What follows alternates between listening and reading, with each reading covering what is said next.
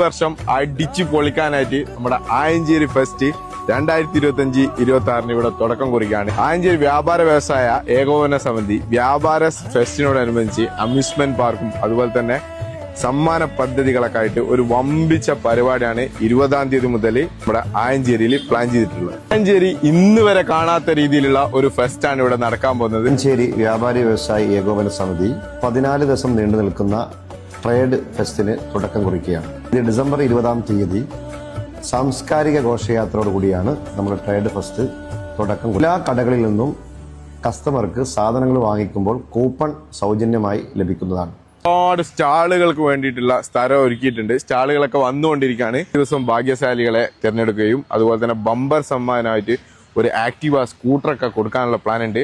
അപ്പോൾ ചെറിയ ചെറിയ പർച്ചേസ് ഒക്കെ ചെയ്യാനുള്ള ആൾക്കാരൊക്കെ നേരെ ആയഞ്ചേരിക്ക് വന്നു